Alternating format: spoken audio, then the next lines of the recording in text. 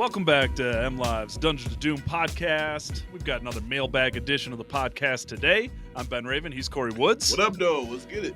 Let's get it. Yeah, it is Thursday, right? Thursday, September 25. We're here in Allen Park. Just got done talking with the coordinators. Got practice to get to in about 30 minutes, but we're gonna get right into questions today. We talked about the Ravens game for 40 minutes.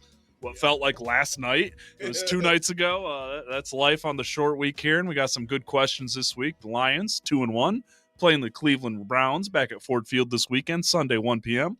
Browns, fresh off their first win of the season. What a game that was. Yeah, I mean, I think the Lions are pretty happy that game happened the way it did. I mean, go ahead and give the Green Bay Packers a loss in the column. Yeah, exactly. But so much for their undefeated bid they were talking about. Yeah, the blocked field goals, just unbelievable. And I mean, hey, the Browns are the Browns. They are what they are, but that defense is legit, and that defensive line is legit, and the Lions are not taking that lightly, nor they should, because absolutely not. Myles Garrett, Malik Collins, and Mason Graham, that's a lot of talent in the trenches. I mean, Myles Garrett, you could convince me he's one of the 3 best players in the NFL. Yeah, yeah, that would be very fair to say. Generational edge rusher. Yeah, he is. But we're getting right into the questions. As I said, this week we got practice to get to. A short week. The short week comes for us all. This one was sent to the Dungeon of Doom at MLive email address. I really want to encourage you guys. If you don't want to send your questions there, you can tweet them to us. You can blue sky to them. But we would love to feature more voice memos on the podcast. Just record yourself, your name, where you're from, get your question in, 30, 45 seconds. We'll play it right here. We'll hear from you on the podcast. I mean, this is a way to get yourself immortalized. I mean, everybody wants to go ahead and get themselves heard. I mean, hey, send the voice note. Exactly. And, you can show off your personality. You can put some stank on it, whatever you want to do. Whatever you want to do. No pressure. I get it. But the first one comes from John Q. With Tate playing so well these last two, that's before the offensive line's been awesome. Yeah. The Decker and Sewell, top-rated tackles in the game last week. Ratledge was the 4th best offensive lineman in the league last week. The communication issues are fixed. I mean, that line, you don't get 900 yards of offense and 90 points in 2 games without the offensive line being better, and they're better. Oh, yeah, again, they were talking about ever since week 1, after that debacle in Green Bay, Dan Campbell sat up there. He said, hey, these are communication issues. They can be fixed throughout the week. We talked to different linemen. I personally talked to Christian Mahogany. He said that I promise you, we can fix this. I'm taking ownership of that. And this is what you're seeing right now. I think maybe next year they should probably play their starters a little bit more in the preseason. At least the young guys. At least the young guys. Mm-hmm. Let them get their beak wet. But, I mean, hey, you go ahead and do what you did against the Bears. Everybody said, okay, let's see you do it against the Ravens. Boom, they did it against the Ravens. So I think it's safe to say, at least for now, they still probably got some things they want to work out and tweak, but they took something off their plate, and now you see it. Exactly. I asked Goff about it yesterday. He was just like, I think there was 1 miscommunication, and he's like, that's pretty good on the road, prime time at Baltimore. And it is. I mean, you saw it. We talked about it on the postgame pod. You saw the game of telephone. You saw Goff just being the master and commander out there. I mean, they said it's just going to take time to gel. It's just going to take time to get to know each other more, and you saw it. Just wanted to add that before we jumped right into this question. John Q, with Tate playing so well these last 2 weeks at right guard, which is his natural position, do you see the Lions leaving him there next season and drafting a center? Will they continue the plan of cross-training him as the eventual replacement for Frank Ragnow?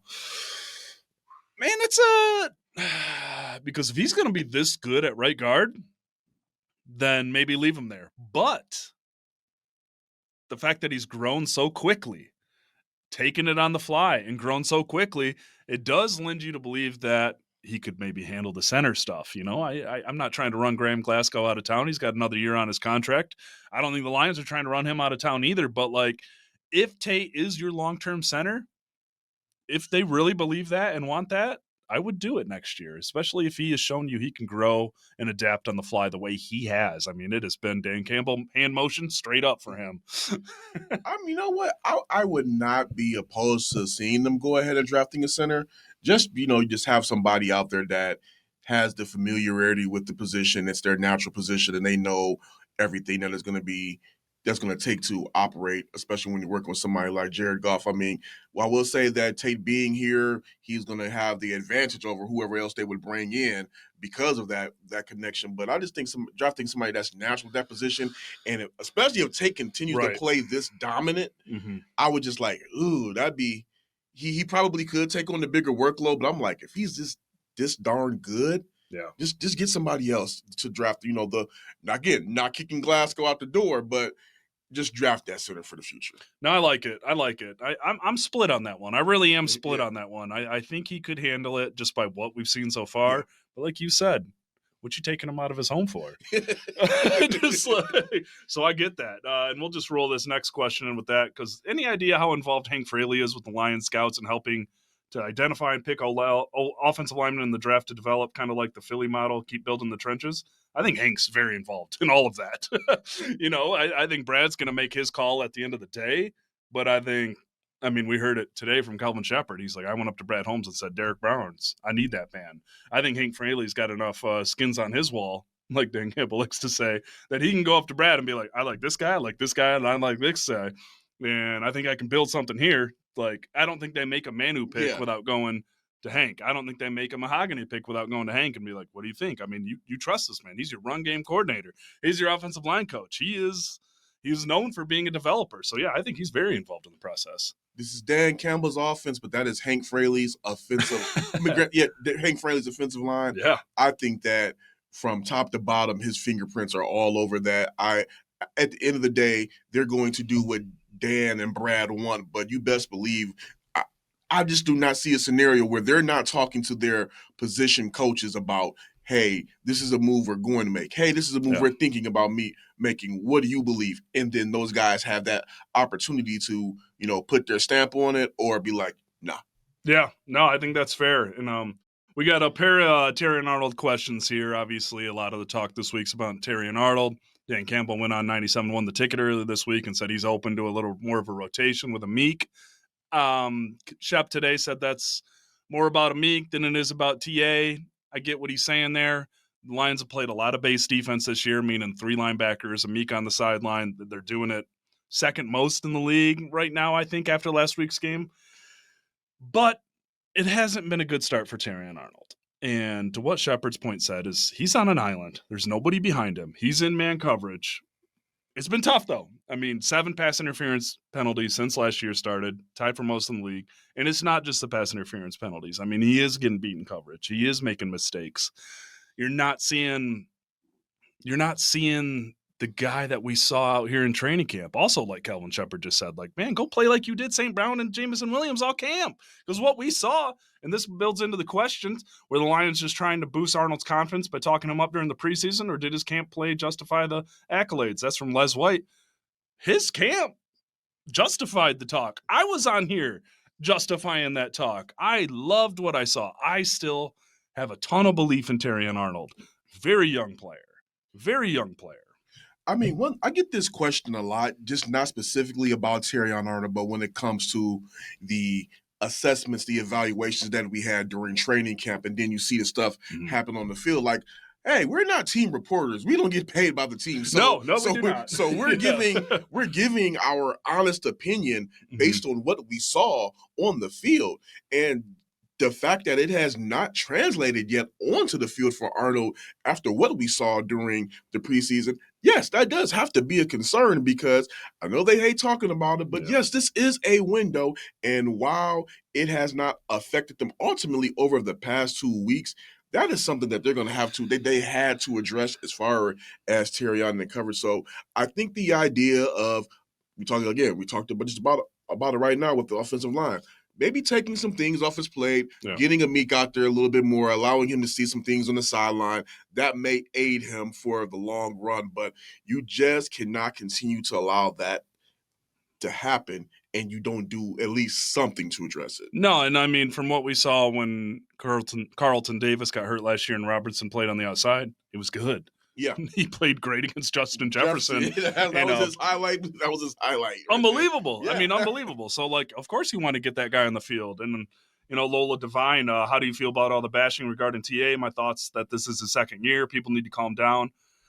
with his play being what it has to this point, launching a new podcast, being as brash and confident as he is, that's always going to put a target on your back. When you have your first podcast and you're talking like an all-pro next to the reigning defensive player of the year, fans are going to hate that. I thought that was, I mean, hey, see fans hating that. I seen it when it first happened. I'm like, oh, they're doing a podcast. I took my thoughts out of it. I just said, yeah, the fan base is going to quote unquote love this. Yeah, exactly. Because, I mean, Terrion Arnold, he played more man coverage snaps than any other cornerback last year as a rookie. That playing cornerback in the NFL, let alone man coverage cornerback without a safety behind you a lot of times, that's the toughest job in the game. Yeah. The way the game is called by the officials, how good receivers are now, that's the toughest job in the game. But the reality is, Arnold ranks 97th among 108 cornerbacks to open the season. In coverage grade, he's 99th among that group. He cleaned up the penalties down the stretch last year, but 7 since the start of last season. That's a lot. That's a lot. And I mean, I think it's a little toss-up. People are being too hard on him, but some of the criticism is very justified. The rotation talk is very justified. This is a Super Bowl window. This is a very, very, very good team with a defense that has a chance to be great. And if you got a guy that's not playing as much as he's used to in Amik Robertson, with the Lions playing 3 linebackers and no slot so much, you got to get him on the field. You have little to no holes on this offense. Yeah. But when you talk about this defense, we understand that they're missing some pieces on the defensive line. We get that. But when you're talking about the holes, it's really Arnold's spot. That's the thing that they have to get addressed. So I just think right now that the fact that they're taking advantage of it, even with the winning record and not waiting until later on, smart move. I believe that, hey, they said they still believe that Terrion can be a CB1. That's what Brad Holmes said earlier this year. So maybe taking some things off, letting him kind of, take a step back. Maybe that'll help him out for the long run. I know I'm sounding like a broken record there, but I mean, at this point, there's really much all you can really say. I mean, there's some good with him, but that bad can come up at the wrong time, and you gotta nip some of that stuff in the bud. And it's like playing offensive line. Your errors are going to be superimposed because the world's watching. Yep. Especially on Monday Night Football. I will just say this to leave you with some optimism. He played those man coverage snaps more than anybody else in the league last year at 21 years old. He is 22 years old. Yes, he needs to be better. The talent and the skill is there. We've seen it. Going against St. Brown and Jameson in practice is no easy task. He held his own when he was healthy. I know he's had the groin, the hamstring. There's been stuff coming up. Lions are not making excuses for that. He's not on the injury report, so we can't make excuses for that either. But I would say criticism validated. He's also putting himself in the spotlight a little more too, so that's always going to come with it. But also, let's chill out a little bit. It's early. And playing against the Ravens ain't easy. I mean, hey, nobody's perfect at their job right out the gate. Sometimes it's going to take some time to grow, to gel, to learn. But the key for Arnold moving forward is, okay, you made your mistakes. You're going to make your mistakes.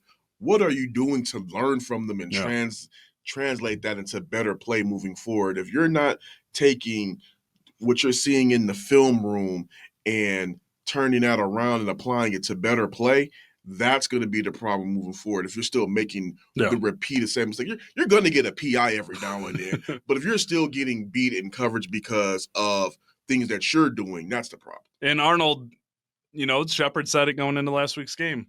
It was the quote that we've been saying to each other all week. Pearsall, learn from your mistakes. I mean, they still believe in this kid, and they should still believe in this kid. He's not even a season and a half into his career. Yeah.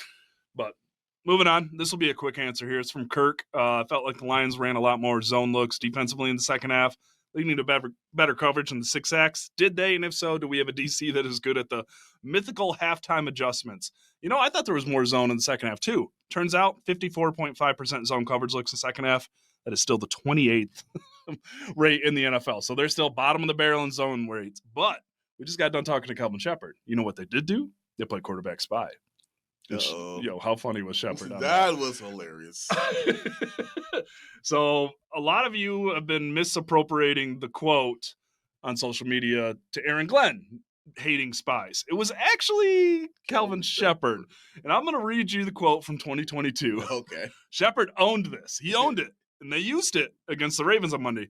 Sheppard, when he was still linebackers coach in 2022, quote unquote, "You show me the tape where the spy stuff works."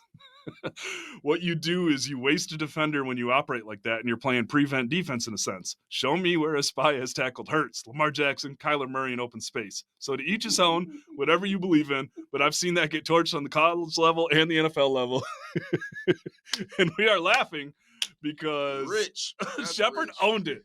All the credit in the world to him. Before a single question was asked, he knew what was coming. He said, I've been waiting 3-4 years for this. I've had my folder building for that. And I mean, hey, they used a QB spy a lot against the Ravens on Monday Night Football. For those of you, a QB spy is where the defense operates normally, but you have assigned a linebacker usually to mirror the quarterback. Keep their eyes on him, stick with him.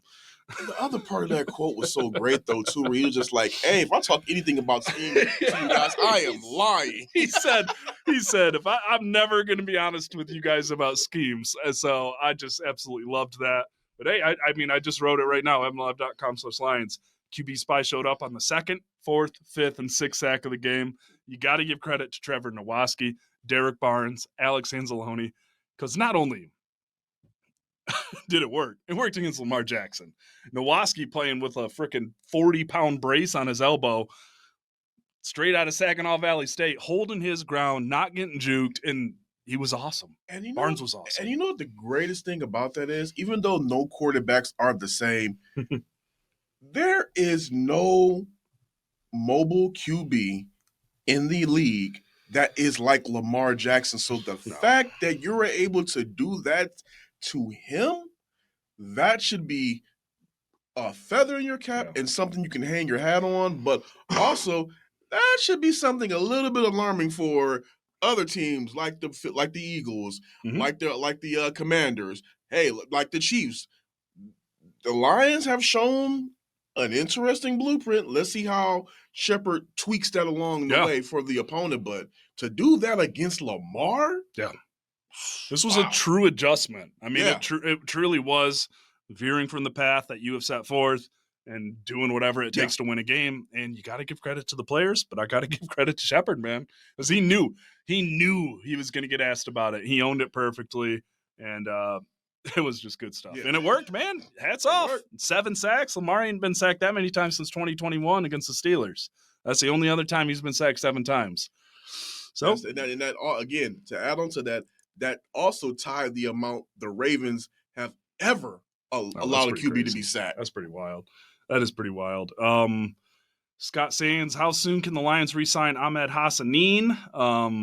And do we have an idea of when people start coming back from injury? Hassanin, no clear answer on that. You know, it is whatever Hassanin and the Lions agreed to the expected amount of time that he's expected to miss, and then you have to add 3 weeks to it. There's been no word. There's been no update there. I mean, I would guess that that's going to be a pretty late in the season type deal, just based on what the injury was and having to add 3 weeks onto it.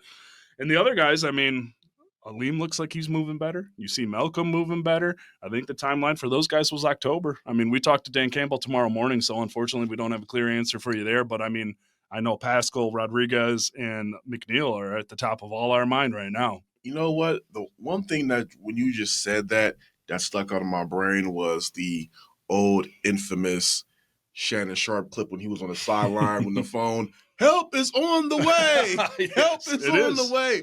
And I just, you don't know when it's coming, but the fact that you're seeing the defense play better and they still don't have all of their horses back in yet, that's a positive sign. Yeah, McNeil, I'm very uncertain on Pascal right now. Yeah. It's not been any warm and fuzzy feelings anytime Campbell's talked about him. We've asked about him a couple times too, because he's technically can come back. Sorry, my mom calling me. He can technically return to practice after week 4, which is coming up. But I don't know. The way Dan has talked, it doesn't feel like that's happening. Yeah, it sounds really mysterious, to be quite honest. And, we'll see. It's, again, when you factor in, you don't have Hassanin here for right now. You don't know when Pascal's coming back. Davenport's out for a few weeks. I mean, at least 4. I mean, at least 4. what are you going to do? You do have some guys on the practice squad you could probably bring up, but again, do you go make a move? I'm not talking about any home run stuff, but do you kind of assess where you are at coming up near the trade deadline and go acquire another body? We'll see. Muhammad was awesome against the Ravens. He was listed with a knee injury on the walkthrough yesterday. He told multiple of us, "I'm healthy. I'm good. Don't worry." I saw a funny quote about AQ. Somebody said he's playing like he won Hutch's contract. I mean, hey, that's his reputation as high effort gamer. So yeah, but McNeil, we can't overstate how big McNeil's going to be for that defensive line, because then you can rotate Reeder, Williams more. You can play around with that line a little more. And McNeil, that's how you make Hutch's life easier. Oh yeah, that is how you make Hutch's life easier. We got a couple running back questions I'll group together. Mr. Darren Howard, is that the correct pronunciation on that name? I would say so, yeah. Yep. Now that we've seen Montgomery go for 100+, will we go back to seeing him start and bring Gibbs in like it was before? Then Phil Perry Sr., do you believe the Lions will continue to value keeping both running backs fresh by splitting reps over the thought of running some split back sets or spreading Gibbs out wide? Kory, what do you think? I'm not going to lie. I understand what the Lions did to start the season. When you have Gibbs finished the way that he did, touchdown king, 5th in rushing yards. Okay, let's see what he can do as that lead back out the gate. But then you got to factor in what Demo said, and I brought it back up. He said, hey, don't forget I'm in this offense. To me, at least how it appears, Demo kind of slimmed down a little bit, and he's powerful. He didn't lose any of his power. None. I think that having him be your guy out the gate to kind of bruise and batter the defense up, and then still having Jahmyr Gibbs, who can also lay a hat on the defense as well, but be able to get out in space and do what he does, I think that is kind of like the bread and butter that made them successful over the past couple of years. Don't veer away from it. Doesn't mean that you can't up Gibbs, his counter touches. I just think that it's a tried and true formula that has shown that it works. So if it's working, why veer from it? Yeah, I would do exactly what they're doing right now. Yeah. Gibbs is going to get it going on the ground. He's got the one big 40-yard run. He's been pretty bottled up on the ground outside of that. I would just keep to it. Demo, he's great. Get him 10 to 15 touches a game. He'll have a breakout game like that every once in a while. He knows what he is to this offense. Nobody has forgot about David Montgomery and Allen Park, including us. Nope. And, I just keep them both fresh. Play the matchups. Gibbs is your home run hitter. He can also run between the tackles, and Demo's more than he gets credit for, too. I honestly wouldn't change a thing. I think Gibbs is going to get it going. It's obviously going to be a little tough this weekend. Yeah. Couple quick ones here. Vincent Lowe wants to know, what do you think prompted the change at returner for the Lions? Vaki being healthy. Sailors and Vaki, they view as their two best kickoff returners. That's who they wanted back there. What did Dave Phipp? He also said the Ravens will put it on the ground a little more, too. They wanted an offensive skill player to be able to handle that. But Vaki dealing with a groin injury, just getting back from a hamstring injury, I would assume to see Sailors and Grant Stewart back there moving forward. Yeah, Q's been asking me about that all week. Like, what's up with Grant Stewart back there? Why do they have him back there? Because he's, they like that full. I don't know, just with the new kickoff rule. I mean, I get it. A power runner, man. Yeah. You make two guys misses, you got a chance to get a big return. Yeah. We saw that happen in the preseason a lot. I mean, I know the fumbles have happened a couple times, twice, but they like it. And I like him as a lead blocker too when Sailors gets that ball in his hand. Oh, where are we at here? Aaron Martin. The Browns D is the best litmus test for how much the O-line has improved since week 1. Week 3 had the noise and stress of the communication issues, but Garrett and the Browns D-line are the best talent match for Parsons and the Packers pass rush. Is that an unseen thought? No, not at all. I mean, Myles Garrett's on another planet. Mason Graham's got a really good chance to be a freaking good pro, and Malik Collins is playing like one of the best interior defenders in the league right now. You got the best edge rusher in the game, a good interior guy, and a potential mauler, generational mauler in the making. That's as good of a litmus test as this O-line is going to get out the gate. So, yeah, I'm curious to see how they deal with it. Going to be at home, so I think some things may be a little bit in their favor. Yeah. But that doesn't mean this is about to be an easy test at all. So this is going to be interesting. No, I mean, Garrett has 14 sacks across the last 4 seasons. He's got double-digit sacks in every season outside of his rookie year. That's dating back to 2018. I mean, he's a game wrecker. He's a game wrecker against anybody. I mean, he's a freak. I mean, he really is. I mean, Myles Garrett is one of those players that you watch and you're like, oh my goodness, get this guy on a better team and the world would be going nuts about him week in and week out. Like, seriously. And Mason Graham, the Michigan standout, the rookie, 4 pressures last week from the inside. Like I said, Malik Collins, I think he's got 2 sacks, 2.5 sacks, double-digit pressures. I mean, this D-line, they can beat you a number of ways, and that leads into the Dolly question. What strength of Cleveland is going to be the most difficult for us to manage and counter? Strong defense, but they've also had a little bit of luck too. They've had some luck. I mean, blocking field goals. It's a high-effort play. Doesn't always go that way, but the thing that Cleveland does more than anybody is they put 8 guys in the frickin' box and say, you're not going to run the ball on us. Counter that, play action bombs to JMO, play action to St. Brown, play action to Sam Laporta. Seriously, play action the heck out of that thing. And you're going to see, I believe, you're going to see a lot of that, especially with them being at home. They're going to be able to have a quiet forward field when, JG gets out there on the field. That's the perfect setup for them. Yeah. Big Daddy Drix. How do the Lions avoid a hangover and take care of a tough Browns defense? Like we just said. Yeah. I mean, here's the thing, guys. A lot of people are like, oh, trap game. Don't fall into a trap game. Nobody in this building views this as a trap game. This team just beat the freaking Packers 13-10, held the Packers to 10 points, got a defensive line like that. And as Aiden Hutchinson said last night, there ain't no trap games in the NFL. This is the NFL. Like, there's no trap game worries. This is the NFL. That is an NFL team. You got to go out there and play them. They are a bunch of professionals. And again, we just saw a Packers team that so many national pundits have already pegged as the NFC leader get a game stolen from them by the Browns. It's still any given Sunday. So you got to go out there and play. So, what I do kind of like that Aiden Hutchinson said there's no such thing as a trap game because it's not. You got to step. Anybody can lose. That team's got Myles Garrett. Yeah. He can make some noise. Ain't no trap games with a Myles Garrett either.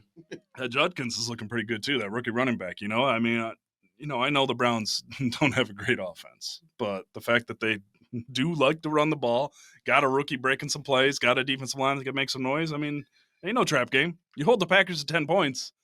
That's not nothing. I like this question from Charles Bryan. If the Lions win the coin flip, should they defer or put the offense out there and say we're not afraid of you? I like starting the game on offense. I used to be a defense guy, get the ball out of the break, start on offense. Yeah. I like that tone set. Go ahead, get the crowd behind you, get the guys energetic. You open the game with a quick score or just score in general that gets the defense fired up and ready to put the Browns offense on their heels. So I think that would be a good way to get everything popping. It's 1:38. Practice starts in 2 minutes. We're going to do 2 more questions and predictions. Rapid fire. Beast football. Who will be facing Cena in his final match? Josh is off, so we can sneak this in. It's a reader-submitted podcast. The people want to know. Who is it? You know what? I know it's not going to happen, but I'm still going to say it anyway. I'm going to go Edge just because of that. Like, hey, I'm leaving and I don't know when I'm coming back. You know what? I'm going to go with The Rock. He disappeared after the heel turn. Bring him back. Complete the circle. Where did that? Ed Helinski. Did you actually think the Lions could drop Lamar Jackson 7 times? Be honest. Absolutely not. Hell no. I thought, and this is my honest thought, I said if the Lions can get 2.5 sacks on Lamar, Muhammad that's a great day. And Muhammad had that alone. No. Marcus Davenport goes on IR. Muhammad doesn't play like the first 2 or 3 series, and I was like in that press box like, the vibes are not good right now. They just went down the field and answered that touchdown drive. But hey, like I said, Kelvin Sheppard. Adjustments, man. Adjustments. Did something he said he hated. QB spy, and it worked. And I just got it. Like, hey, we gave love to Sheppard for it. Nowoski was awesome. Barnes was awesome. Anzalone was awesome. Jack Campbell was awesome, playing with blood spurting out of his freaking face. What a football player. I mean, that is just a football player. You had the medical staff glue your lip together. Bro had to go see a plastic surgeon, and he was ashamed. I mean, We need to see more Jack Campbell jerseys in the wild. I mean, y'all got like a freaking old school throwback linebacker who will like. A lot of people say they want to die on the field. Jack Campbell wants to die on the field. And he just shrugged it off like it's nothing. Dan Campbell's calling him, how tough he is. He's like, dude, it's nothing. Anybody can play through. Once that adrenaline going, you feel nothing. I'm like, dude. He could stick his tongue through it. Tyleek Williams saying, dude, are you okay? Yeah. Shep did a pretty good Tyleek impression when he's talking about it. He's like, you see Jack? He's spurting blood calling the plays. I just love Campbell's response too. Like, yeah, defense fed off it. They loved it. And it's just like, that is only Jack Campbell. Anybody else, I don't know if there's too many guys that would have stayed on the field, calling the plays, going toe-to-toe Lamar Jackson and Derrick Henry the way he did. I would have been at home. I mean, that thing was nasty. And he was, dudes, it's no big deal. You guys, it's not a big deal.